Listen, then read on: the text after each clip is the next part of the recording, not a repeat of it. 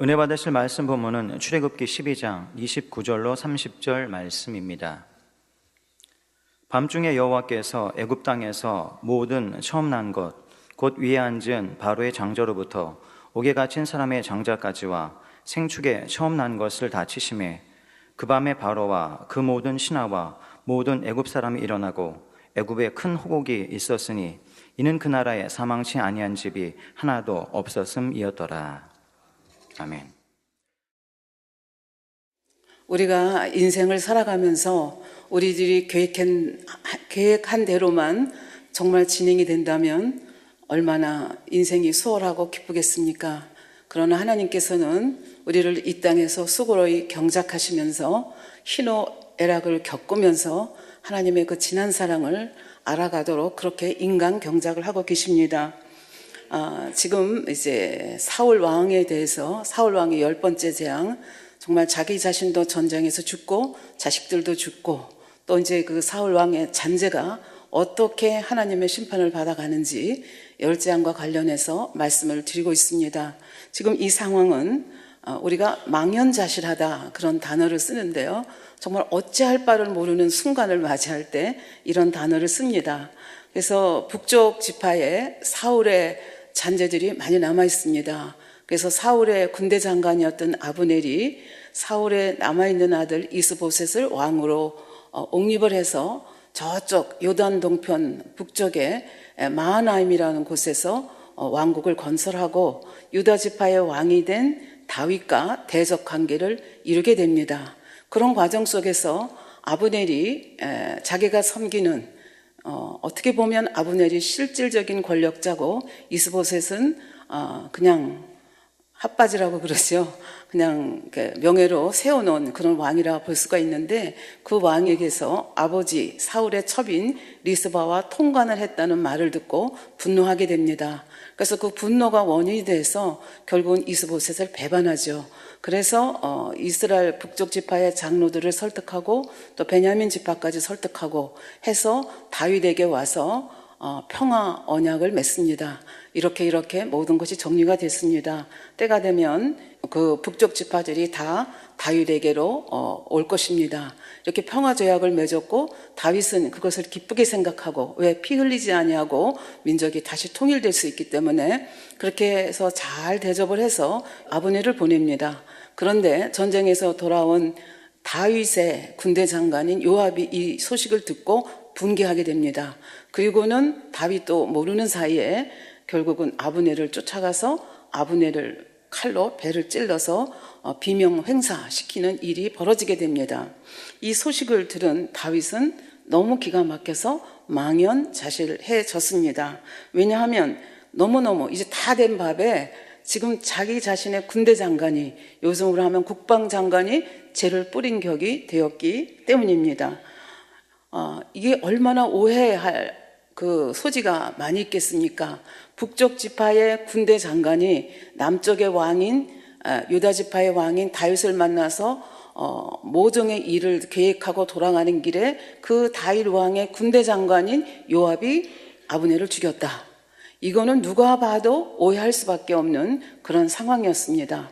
평화 통일이 물 건너간 것은 물론이고 다윗의 명예에도 실추가 가게 됐습니다. 북쪽 지파들이 이런 다윗의 모습을 보고 믿지 못할 것은 물론이고 자기의 유다 지파까지도 우리 왕이 저렇게 지리멸렬한 사람인가, 저렇게 보잘것없는 사람인가, 이렇게 해서 폄하를 하게 되면 이 통일은커녕 다윗이 원하는 그런 나라, 꿈꾸는 나라가 만들어질 수 없기 때문에 다윗은 굉장히 망연자실하게 됩니다. 그래서 얼마나 그가 낙심했는지 하는 것은 사무엘하 3장 28절부터 29절의 고백을 들어보면 알 수가 있습니다. 그 후에 다윗이 듣고 이르되 내레 아들 아브넬의 피에 대하여 나와 내 나라는 여호와 앞에 영원히 무죄하니. 그러니까 우리는 이미 알고 있죠. 스토리를 알고 있기 때문에 요압이 개인적인 사정에 의해서 아브넬을 죽였다는 것을 알고 있습니다. 다윗은 자기가 또 자기 나라가 하나님 앞에 깨끗하다는 걸 증명하면서 29절, 얼마나 화가 났으면 이런 말을 하겠습니까? 그 죄가 요압의 머리와 그 아비의 온 집으로 돌아갈지어다. 또 요압의 집에서 백탁병자나 문둥병자나 지팡이를 의지하는 자나 칼에 죽는 자나 양식이 핍절한 자가 끊어지지 아니할지다. 그러니까 굉장히 저주를 퍼붓는 그런 모습을 볼 수가 있습니다. 그러니까 얼마나 다윗이 이러지도 못하고 저러지도 못하는 상황이었는가를 이 저주를 통해서 저희가 짐작을 할 수가 있겠습니다. 그러면 요압은 왜 그러면 돌아가는 아브넬을 굳이 불러서 그렇게 정말 비참하게 죽였을까에 대해서 30절에는 이렇게 얘기합니다. 요압과 그 동생 아비새가 아브넬을 죽인 것은 저가 기브온 전쟁에서 자기 동생 아사헬을 죽인 까닭이었더라. 그래서 우리가 지난번 스토리까지만 보면 요압이 아브넬을 죽인 것으로 되어 있습니다. 그런데 여기 30절을 자세히 들여다보면 요압과 그의 동생 아비새가 아비넬을 죽인 것은, 그래서 요압만이 아니고 그 동생인 아비새도 이 아브넬의 죽음에 관여했다는 것을, 형제가 다 관여했다는 것을 우리에게 분명히 알려주고 있습니다. 그 이유가 뭐냐 하면 저가 기브온 전쟁에서, 사무엘하 2장 기브온 전쟁에 대해서 이미 저희들이 살펴본 바가 있습니다. 기브온 전쟁에서 자기 동생 아사헬을 죽인 까닭이었더라. 그래서 여기 전쟁에서라고 하는 단어가 있습니다. 사실 전쟁에서 죽이고 죽이는 것은 이런 단순한 개인적인 감정을 갖고 죽이고 죽이는 것과는 다릅니다. 어떤 면에서 보면 정당 방어였다, 이렇게 볼 수가 있습니다. 근데 그런 상황 속에서 자기 동생이 죽었음에도 불구하고 자기 동생이 죽임을 당한 것, 그리고 아브넬에게 죽었다는 그 사실 때문에 어찌하든지 내 손으로 원수를 갚겠다는 그 마음이 결과적으로 아브넬을 이렇게 비참하게 죽이는 결과를 가지고 왔다 하는 것을 성경은 저희들에게 분명히 이야기하고 있습니다. 그러나 이야기는 이렇게 흘러간다 할지라도 다윗은 지금 이 엄청난 국면을 어떻게 전환시켜야 되는지, 어떻게 자기의 마음을 백성들에게 펴보일 수 있는지, 이것이 문제가 됩니다. 그래서 어떻게 이 아브넬의 죽음을 통해서 온 백성이 가질 수 있는 오해를 풀어가는가 하는 그 다윗의 선한 지혜, 결국은 이 선한 지혜라는 것은 진실한 마음에서 나오는 것이라고 볼 수가 있습니다. 그래서 이 사건을 통해서 오히려 백성들의 사랑을 다시 받고 신뢰를 받는 모습으로 변화되는 걸 볼 수가 있는데요. 그 과정을 한번 살펴보겠습니다. 31절에 보면 다윗이 요압과 및 자기와 함께 있는 모든 백성에게 이르되, 그러니까 여기는 이제 유다 지파겠죠. 너희는 옷을 찢고, 옷을 찢는다는 것은 슬픔의 표시입니다. 굵은 배를 띠고 슬픔의 표시죠.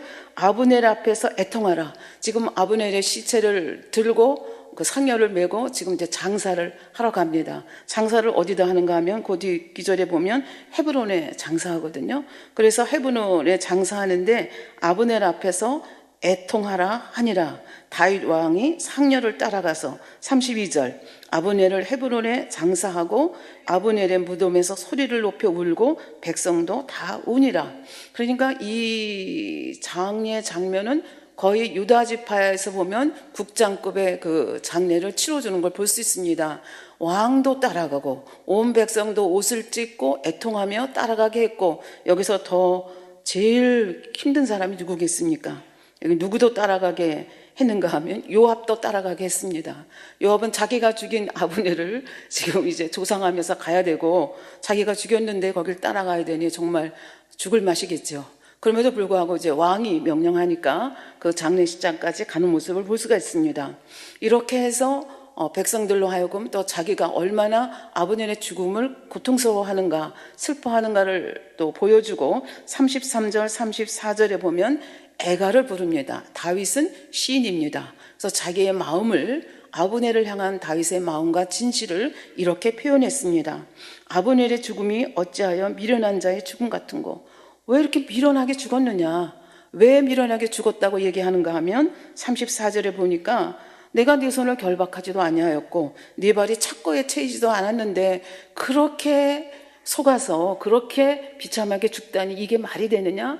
너는 참 미련한 자구나 하면서 그 아브넬이 어떻게 죽었는지를 이 애가를 통해서 백성들에게 알려주는 그런 모습을 볼 수 있습니다.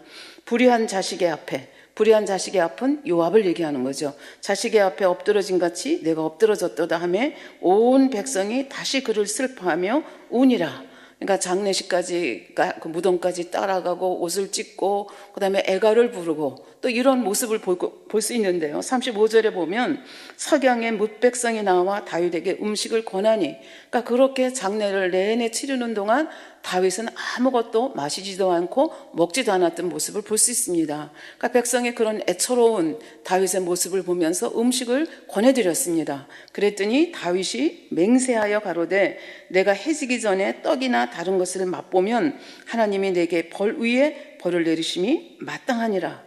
절대로 먹지 못하겠다는 거예요. 그러니까 자기 마음의 진실을 이렇게 애가를 지어서 그 다음에 상녀를 따라가면서 애통하는 모습으로, 금식하는 모습으로 보여줍니다. 그러니까 이 진심이 누구한테 통했는가 하면 백성들에게 통했습니다. 그래서 백성들이 36절에 보니까 온 백성이 보고 기뻐하여, 다윗이 음흉한 사람인 줄 알았는데 다윗이 앞으로 다른 말하고 뒤로는 다른 말하는 앞뒤가 다른 사람인 줄 알았는데 아니구나, 다윗이 죽인 것이 아니구나 하는 것을 이제 확연하게 깨닫게 됩니다. 그래서 온 백성이 보고 기뻐하며 왕이 무슨 일을 하든지 무리가 다 기뻐하므로 37절 이날에야 온 백성과 온 이스라엘이 넬의 아들 아브넬을 죽인 것이 왕이 한 바가 아닌 줄을 아니라. 유다 지파만 안 것이 아니라 이 소문이 어디까지 갔겠어요? 이거는 정말 호액급의 아주 특별한 뉴스지 않겠습니까? 그리고 이 아브넬의 죽음에 대해서 다윗이 어떻게 행동하는가를 하나하나 눈여겨보고 듣고자 하지 않았겠습니까? 그래서 이러한 다윗의 모습을 보면서 유다 지파 백성들은 물론이고 북쪽에 있는 지파들까지도 아브넬을 죽인 것은 다윗이 아니구나 하는 것을, 다윗의 진심을 깨닫게 해주는, 굉장히 인생에 있어서 잘못하면 삐끗해서 낭떠러지기로 떨어질 수밖에 없는 그 순간을 다윗은 선한 지혜로 진실된 마음으로 다시 바꿔가는 그런 인생 경영을 하는 이런 모습을 볼 수 있습니다. 그러나 다윗은 자기의 신세 한탄을 방백들 앞에서 합니다. 38절에 보니까 다윗이 그 신복에게 이르되 오늘 이스라엘의 방백이요 또는 대인이 죽은 것을 알지 못하느냐. 아브넬의 죽음을 이렇게 말한 거죠. 그러면서 39절 내가 기름 부음을 받은 왕이 되었으나, 어렸을 때 사무엘 선지자가 기름을 부었고 지금은 유다 지파들이 왕으로 기름을 부었습니다. 그래서 내가 이렇게 기름 부음을 받은 왕이 되었으나 오늘날 약하여서, 왕이 내가 너무 약해서 한탄을 하는 거예요. 신하들 앞에서. 스루아의 아들인 이 사람들이 누구? 요압과 아비새, 이 사람들을 제어하기가 너무 어려우니 여호와는 악행한 자에게 그 악한 대로 갚으실지어다. 그러니까 초창기 아둘람굴에 모였을 때부터 자기를 추종하면서 이렇게 여기까지 왔는데 결국은 그렇게 충성스러운 이 두 형제가 지금은 자기를 괴롭히는 자가 된 거예요. 그럼에도 불구하고 이 사람들의 세력이 너무 크기 때문에 내가 비록 왕이지만 나는 너무 약하다, 내 손으로는 이 사람들을 어떻게 할 수가 없다, 그러면서 그걸 누구한테 맡겨드리는가 하면 여호와 하나님께 맡겨드리는 모습을 볼 수 있습니다. 이것이 지도자의 고뇌다 하는 것을 우리는 볼 수가 있습니다. 왕이 되면 모든 것이 만사가 오케이라고 생각하지만 사실은 말 못하는 이러한 고통들이 많이 있게 되는 거죠. 당 회장님도 가끔 말씀하시잖아요. 눈치를 본다는 말씀을 하시는데 바로 이런 개념이라고 볼 수가 있겠습니다. 다윗도 눈치를 보면서 정치를 정말 조심스럽게 해가는 이 모습을 볼 수가 있습니다. 그래서 이렇게 아브넬이 죽고 나니까 북쪽 지파들에서는 무슨 일이 벌어졌는가. 4장 1절에 보니까 사울의 아들 이스보셋이 아브넬이 헤브론에서 죽었다 함을 듣고 손맥이 풀렸고 온 이스라엘이 놀라니라. 이스보셋은 아무런 그 정치적인 능력이 없는 사람이었는데 그나마 물론 사이가 나중에 나빠지긴 했지만 그나마 의지할 수밖에 없는 단 한 사람인 군대 장관인 아브넬이 그렇게 비참하게 죽었다는 얘기를 듣고 손맥이 다 풀려버린 거예요. 그러니까 밥 먹을 기력도 없이 그렇게 정말 낙심에 빠졌다는 것. 그리고 온 이스라엘이 그 북쪽 지파들이 전부 지금 놀라서 어찌할 줄을 모르는 이런 상황 속에 들어가 있습니다. 그런데 갑자기 2절 3절에 보면 이런 상황 속에 빠져있는 그 지파들에게 두 사람의 군장 얘기가 갑자기 튀어나옵니다. 그래서 그 2절 3절에 보면 이스보셋에게 군장 두 사람이 있었으니 하나의 이름은 바나요 하나의 이름은 레갑이라. 이 사람들은 어느 지파의 사람인가 하면 베냐민 지파. 베냐민 지파는 누가 나온 지파입니까? 사울 왕이 나온 지파입니다. 사울 왕이 나온 지파에 이 네갑하고 바하나라고 하는 두 군정이 있었다. 이렇게 얘기하면서 이 사람들이 베냐민 지파다라고 하는 것을 2절, 3절에 뚱딴지같이 탁 던져놓습니다. 성경은 굉장히 치밀하게 계획된, 그래서 아주 잘 짜여진 그런 말씀이라고 볼 수가 있는데요. 그러다가 4절에 또 엉뚱하게 또 다른 삽입기절 같은 기절이 나옵니다. 사울의 아들 요나단에게 절뚝발이 아들 하나가 있었으니 이름은 무비보셋이라. 전에 사울과 요나단이 죽은 소식이 이스라엘에서 올 때에, 전에라는 건 언제예요? 길보아 전쟁에서 사울 왕도 죽고 아들 셋이 다 죽지 않습니까? 말하자면 이스라엘이 완전히 패배했죠. 이 소식을 들었을 때에 그때 무비보셋의 나이가 5살이었는데 그 유모가, 그러니까 이렇게 나라의 왕이 죽고 나면, 더군다나 전쟁에서 죽고 나면 나라가 송두리째 흔들리는 거죠. 그러니까 유모가 너무 놀라가지고 그 무비보셋을 안고 어찌하든지 이 애를 살리려고 도망을 가다가 아이를 놓쳐버린 거예요. 그래서 놓쳐버리면서 무슨 사건이 일어났는가 하면 그 유모가 안고 도망하더니 급히 도망함으로 아이가 떨어져 절개되었더라. 나중에 보면 두 다리를 다 저는 것을 성경을 통해서 볼 수가 있습니다. 왜 하필 여기서 무비보셋을 이렇게 가로 안에 놓는 것처럼 뚱딴지같이 여기다 집어넣었을까? 이제 지금 군장 바하나 레갑이라는 사람이 등장을 하고 그 이스보셋은 손맥이 풀렸고 이제 이 나라가 어떻게 망해가는가를 이제 이 바하나와 레갑을 통해서 설명을 할 거거든요. 그러면서 이스보셋이 죽고 나면 그 다음에 후계자가 있어야 되는데 유일한 후계자가 누군가 하면 무비보셋이에요.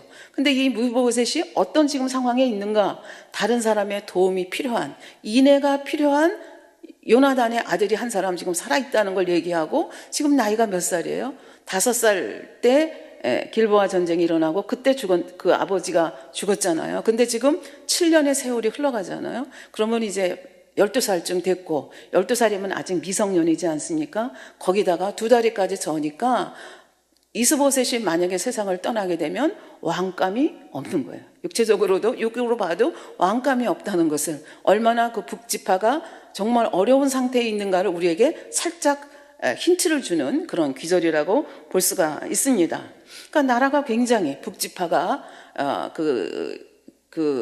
군대 장관인 아브넬이 비참하게 죽음으로 인해서 왕도 그렇고 백성도 그렇고 너무 놀라가지고 어찌할 바를 모르는, 정치적으로 굉장히 혼란스러운 이때에 항상 보면 있지요. 이런 기회를 이용해서 뭔가 자기 유익을 구하고자 하는 사람들이, 기회주의자들이 나타나게 되어 있는데, 지금 기회주의자의 이름을 먼저 2절, 3절에서 설명을 했습니다. 레갑과 바하나가 바로 그 기회주의자들이다. 자기의 명예를 위해서, 자기의 유익을 위해서는 뭐든지 할 수 있는 사악한 사람이다 하는 것을 이제 슬쩍 던져줍니다. 어떻게 사악한 짓을 했는가가 이제 5절부터 설명이 됩니다. 보에롯의 사람 림몬의 아들 레갑과 바하나가 행하여 볕이 쬐을 때에, 그러니까 한 12시쯤 됐을 때에 이스보셋의 집에 이르니, 그러니까 왕의 집에 이르러니 왕이 낮잠을 자는지라. 팔레스타인은 굉장히 더운 지방입니다. 그러니까 이렇게 12시가 되면 휴식을 취하든지 이제 낮잠을 자는 것이 거의 상례로 되어 있는 것 같습니다.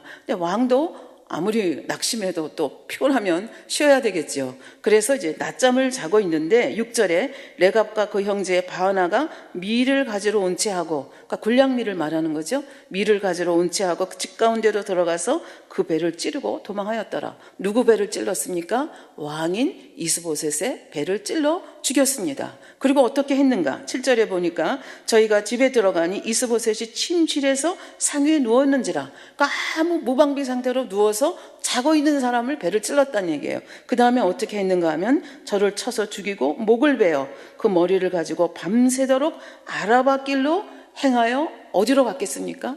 다윗에게로 그 이스보셋의 머리를 잘라가지고 그 밤새도록 왔다고 되어 있습니다. 마하나임, 그 요단 동편 북쪽에 있는 마하나임에서 유다 지파는 남쪽에 있는 지파잖아요. 요단 서편에 있잖아요. 그러니까 거기서부터 여기까지 키로수로 따지면 몇 킬로가 되는가 하면 약 95km가 됩니다. 이 95km를 쉬지도 않고 밤새도록, 난 12시에 잘라가지고 머리를 들고 낮에 밤새도록 해서 그 다음날 도착을 한 거죠. 그래서 그 머리를 들고 이제 걸어야 되니까 그게 빨리 걸을 수가 없었겠죠. 그러니까 뭐 보통 사람이 한 4km, 시간당 4km 걸으니까 잠 안 자고 걸어서도 이제 그 다음날 도착할 수밖에 없는 그런 상황이죠. 근데 얼마나 열정이 많았는지 잠도 안 자고 그 머리를 가지고 지금 다윗에게로 오는 이런 모습을 볼 수가 있습니다. 그 다윗에 와서 뭐라고 얘기하는가 하면 헤브론에 이르러 다윗 왕에게 이스보셋의 머리를 들이며 고하되 왕의 생명을 해하려 하던 원수, 그러니까 다윗의 마음속에 사울 왕에 대한 미움이 있다고 생각하고 그 원수라고 생각하고 그 미움을 지금 막 일으키는 단어를 막 써서 그 다윗을 격양시키는 거죠. 왕의 생명을 해하려 하던 원수 사울의 아들 이스보셋의 머리가 여기 있나이다. 여호와께서 오늘 주 대신 왕의 원수를 사울과 그 자손에게 갚으셨나이다. 그리고 자기들이 이렇게 이스보셋의 머리를 죽이고 머리를 가지고 온 것은 여호와께서 하신 일이다. 누구를 위해서? 바로 당신 다윗 왕을 위해서 하시는 일입니다 하면서 이것이 마치 하나님께서 시키신 일을 하나님께서 원하시는 선한 일인 것처럼 그렇게 포장을 해서 다윗에게로 달려오는 모습을 볼 수가 있습니다. 우리는 이 모습을 보면서 사무엘하 1장에서 아말렉 소년이 거짓말해가지고 사울 왕의 왕관을 가지고 정말 그 사람도 잠도 자지 않고 달려왔다가 죽임을 당했던 그 사건하고 같이 오버랩이 되는데, 이런 사람들이 바로 기회주의자죠. 혼란한 틈을 이용해서 뭔가 자기의 유익을 구하고자 하는 그런 모습. 더군다나 이 두 사람은 베냐민 지파 아닙니까? 그리고 실질적으로 이스보셋을 찔러 죽이고 목을 잘라가지고 지금 밤새도록 잠도 자지 않고 여기까지 온 거예요. 왜 그렇게 왔을까요? 이 사람이 생각하기는 다윗은 사울을 너무 미워할 것이다. 왜? 10여 년 동안 그렇게 힘들게 다니고 지금 또 유다 지파의 왕이 돼서도 계속 북쪽 지파들하고 지금 대적 관계가 되어 있지 않습니까? 그러니까 그 원수의 그 사울의 자손 이스보셋이 죽었다는 소리를 들으면 다윗이 얼마나 기뻐할까? 그리고 그 기쁨을 자기들에게 큰 포상으로 줄 것이다. 이런 기대를 가지고 그 머리를 잘라가지고 여기까지 온 것을 볼 수가 있습니다. 그런데 다윗의 반응은 너무나 달랐습니다. 9절부터 보겠습니다. 다윗이 브레롯 사람 림몬의 아들 레갑과 그 형제 바안에게 대답하여 가로되 내 생명을 여러 환난에서 건지신 여호와의 사심을 가리켜 맹세하노니 전에 사람이 내게 고하기를 사울이 죽었다 하며 좋은 소식을 전하는 줄로 생각하였어도 내가 저를 잡아 시글락에서 죽여서 그것으로 그 기별의 갚음을 삼았거든. 조금 전에 말씀드린 아말렉 소년에 대한 얘기죠. 너 그 소리도 못 들었느냐? 그 소식도 못 들었느냐? 네가 나를 어떤 사람으로 보느냐? 그런 얘기죠.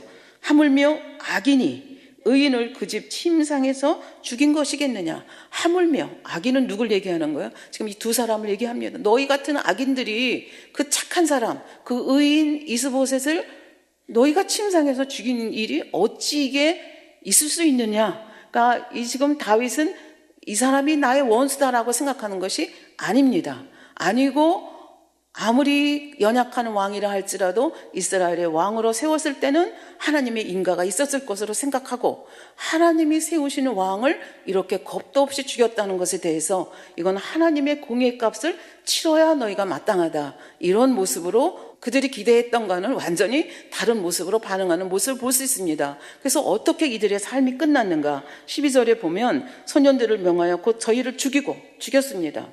왜? 무고한 자의 피를, 더군다나 그것도 무방비 상태로 있었던 사람, 잠자는 자를 죽이지 않았습니까? 죽이고 수족을 베어 헤브론 목가에 메어 달고, 왜? 그 손으로 찌르고 목을 잘랐기 때문에 생명, 눈은 눈으로 이는 이로, 그 원칙이 이제 그대로 적용이 되는 거죠. 수족을 잘라서 헤브론 목가에 메어 달았습니다. 손은 그래서 잘랐고 다리는 왜 잘랐겠습니까?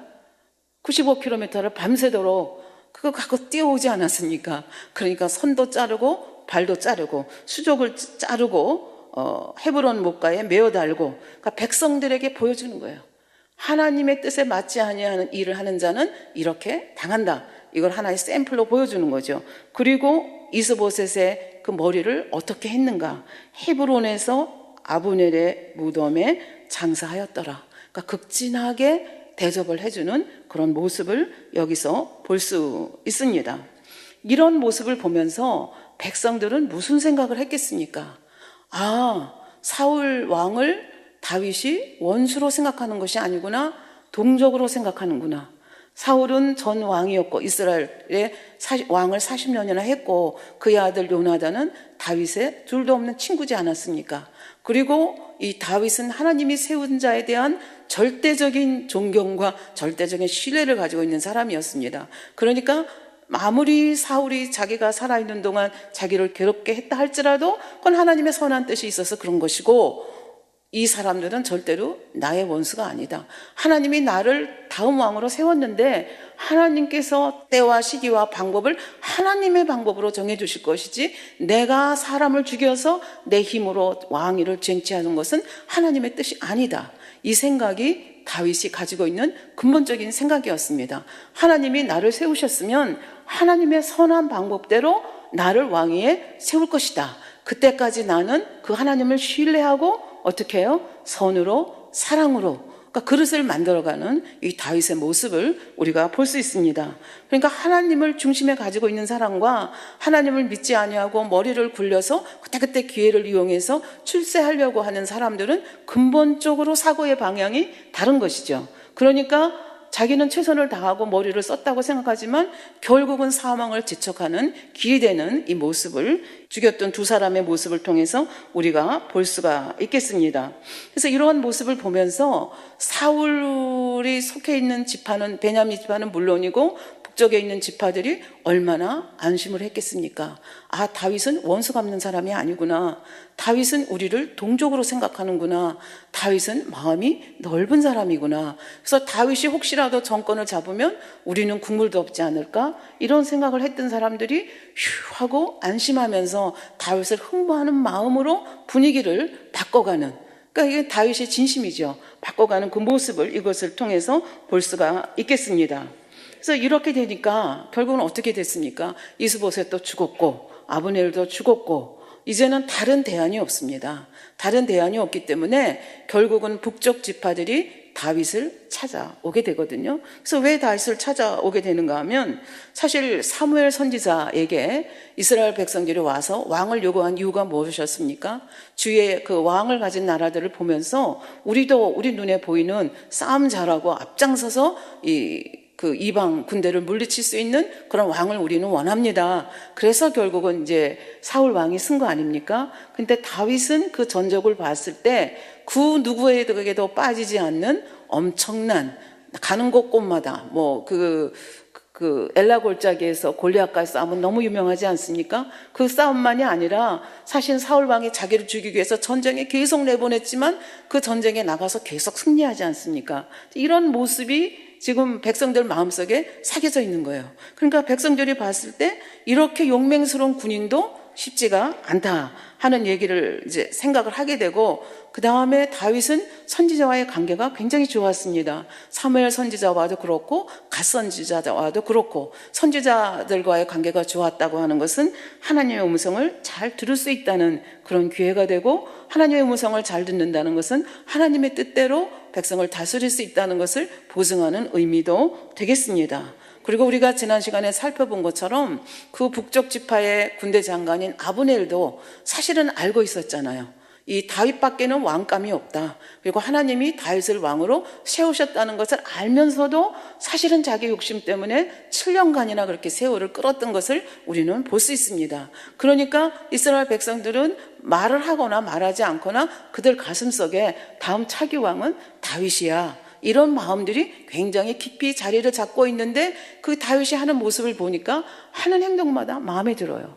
그리고 자기들이 근심하고 걱정했던 것들이 다윗의 행위를 통해서 그 사울 왕가를 얼마나 다윗이 극진히 사랑하는지, 그 사무엘하 1장에 보면 애가를 짓잖아요. 활의 노래 짓고 아브넬이 죽었을 때 어떻게 했는지, 이스보셋의 그 머리를 가져온 사람들을 어떻게 처단했고 그 이스보셋을 어떻게 정말 그 헤브론의 장사를 잘 지내줬는지, 이런 모습을 보면서 아, 다윗이 왕이 돼도 우리는 안심하고 정말 좋은 왕국을 이룰 수 있겠구나, 이런 마음들이 백성들 마음속에 쓱쓱 자라나기 시작했죠. 그래서 무슨 일이 벌어졌는가? 5장 1절에 보니까 이스라엘의 모든 지파가 헤브론에 이르러 다윗에게 나와 말하여 가로되 우리는 왕의 권력이니이다. 그러니까 다시 말하면 지금 헤브론까지 모든 지파의 모든 지파가 왔다고 그랬고, 다음에 또 3절에 보면 이스라엘의 모든 장로님들이 오셨다고 되어 있습니다. 그래서 그 다윗 왕에게 다윗을 왕으로 세워야 되는 세 가지 명분을 얘기를 합니다. 지금 보겠습니다. 모든 지파가 헤브론에 이르러 다윗에게 나와 말하여 가로되 우리는 왕의 고륙이니이다. 골육이라고 하는 것이 구약에서는, 골이라고 하는 것은 힘과 능력의 상징이고 육이라고 하는 것은 연약함의 상징이라고 합니다. 다른 말로 바꿔 말하면 당신과 우리는 생사고락을 같이 한 사람입니다. 정말 그렇지 않습니까? 그 사울 왕으로 있을 때 그 전쟁터마다 아까 내보냈다고 하지 않았습니까? 그때 생사고락을 같이 하지 않았습니까? 그 생각을 하면서 우리는 고륙이니다. 또 한편으로는 다 야곱의 아들들이잖아요. 이스라엘의 아들들이잖아요. 실질적으로 친척 관계가 되는 거죠. 그래서 첫 번째는 당신을 우리가 왕으로 세우기 위해서 여기 왔는데 우리가 고륙이기 때문입니다. 그리고 두 번째는 전일 곧 사울이 우리의 왕이 되었을 때에도 이스라엘을 거느려 출입하게 한 자는 왕이셨고, 그러니까 엘라 골짜기에서 골리앗을 물리친 이후로 군대 장관이 되잖아요. 그리고 물론 때 따라 강등이 되기도 했지만 하여튼 사울은 어떻게든지 다윗을 전쟁에 보내서 죽이려고 혈안이 되어 있었고, 그러니까 다윗은 그럼에도 불구하고 순종해 나가서 나가는 족족 승리를 하게 됩니다. 그러니까 지금 여기 온 이스라엘 지파의 사람들과 장로들 중에는 그때 사울 왕 휘하에서 다윗 장군을 모시고 전쟁에 나가서 싸웠던 사람들이 많이 있는 거예요. 그래서 그 고백을 여기서 하는 겁니다. 전일 곧 사울이 우리 왕이 되었을 때에도 이스라엘을 거느려 출입하게 한 자는 다윗 왕 당신이 아니었습니까? 이것이 우리가 당신을 왕으로 옹립하려는 두 번째 이유입니다. 세 번째 이유는 여호와께서도 왕에게 말씀하시기를 내가 네 백성 이스라엘의 목자가 되며 이스라엘의 주권자가 되리라 하셨나이다. 우리가 여기에 와서 다윗 당신을 왕으로 옹립하려고 하는 것은 우리가 이렇게 공경에 빠졌기 때문이 아닙니다. 우리는 여호와의 말씀에 의거해서, 여호와의 언약에 의거해서 지금 내가 내 백성 이스라엘의 목자가 되며 이스라엘의 주권자가 되리라 여호와 하나님께서 그렇게 말씀하셨기 때문에 우리는 당신을 우리의 왕으로 모시고 싶습니다. 그런 얘기를 여기서 하고 있는 것입니다. 여기서 내가 내 백성 이스라엘의 목자가 된다.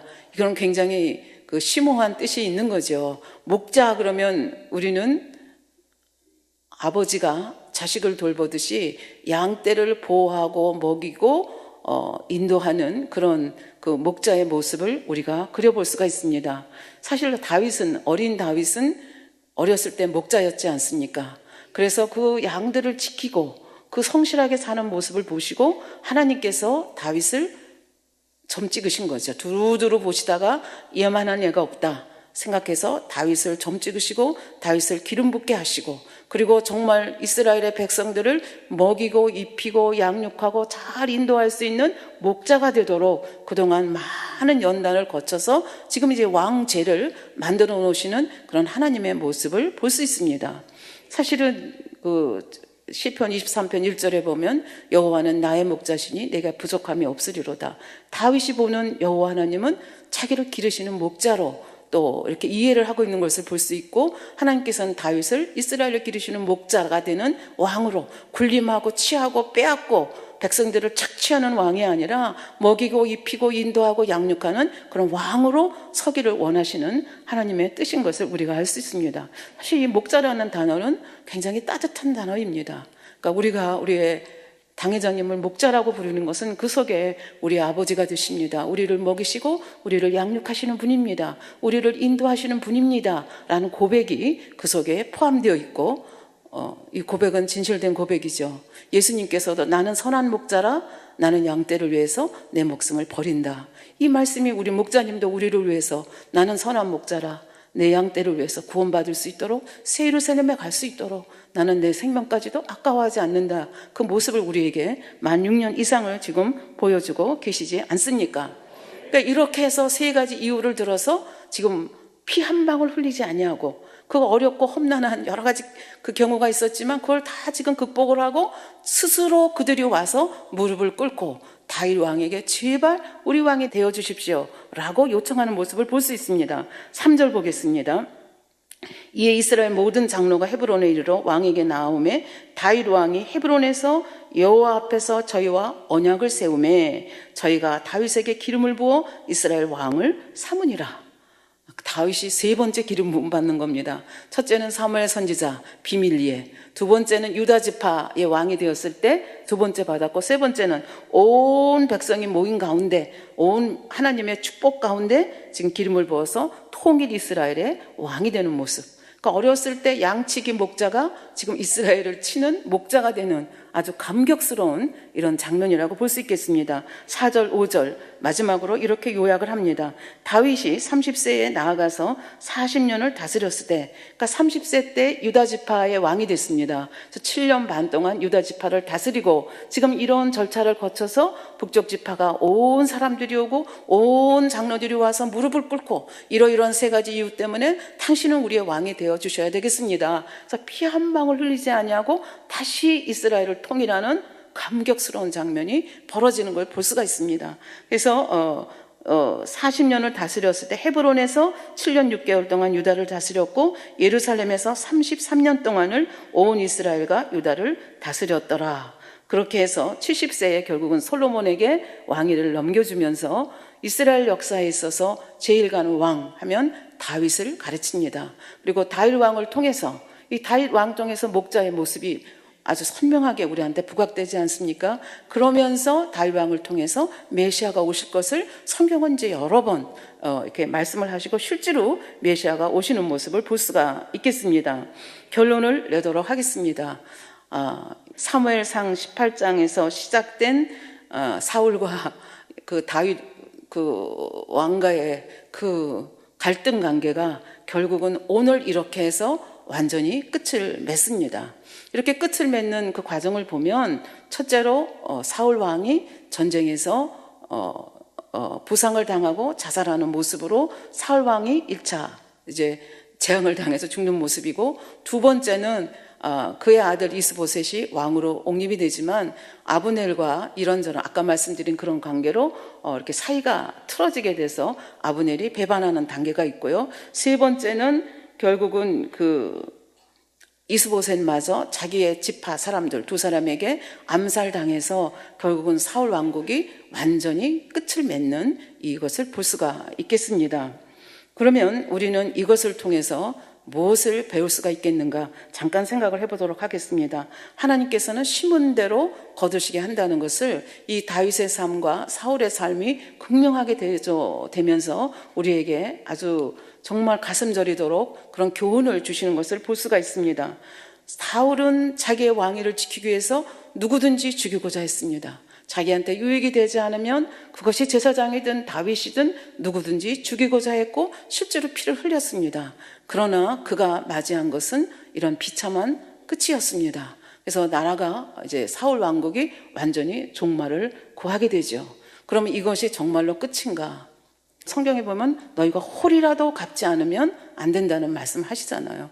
그래서 사울 왕을 오늘로 끝낼까 하다가 하나님이 얼마나 철저하게 갚아주시는지를 한 번 더 보기 위해서 이 사울의 잔재를 하나님께서 어떻게 처리하시는가를 다음 시간에 보도록 하겠습니다. 여하간에 그래서 다윗은 하나님께서 자기를 왕으로 세웠다는 사실을 굳게 믿고 사울 왕도 하나님께서 세우신 것을 믿은 거죠.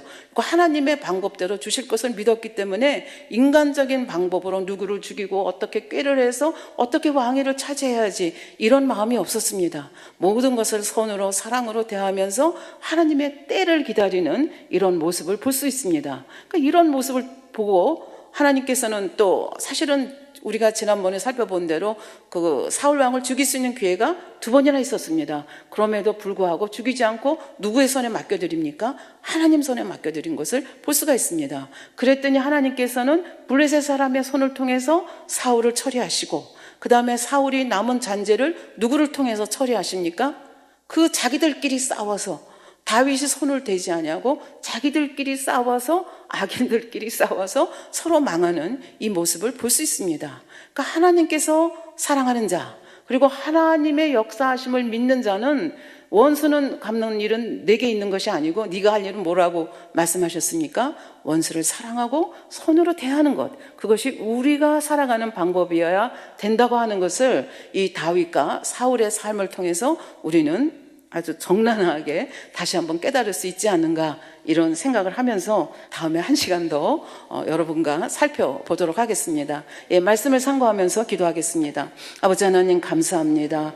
사울 왕가와 또 다윗 왕가의 아버지 끝없어 보이는 이 갈등이 어떻게 하나님께서 아버지 피 한 방울 흘리지 아니하고 다윗이 자기의 손을 드는 것이 아니라 아버지 하나님 제3자의 손을 통해서 또 자기들끼리의 싸움을 통해서 어떻게 이것을 처리해 가는지를 저희가 보았습니다. 이들의 삶을 통하여서 우리 목자님께 늘 가르쳐 주신 대로 사랑으로 선으로 대하는 것이 늦은 것 같고 지체되는 것 같지만 그것이 가장 빠른 방법이요, 가장 확실한 방법이요, 아버지의 사랑과 보장을 받는 귀한 방법인 것을 다시 한번 깨닫습니다. 사울과 다윗의 대조되는 삶을 통하여 우리의 삶을 되돌아볼 수 있는 지혜를 저에게 허락하여 주시옵소서. 감사드리며 우리 주 예수 그리스도의 이름으로 기도하옵나이다.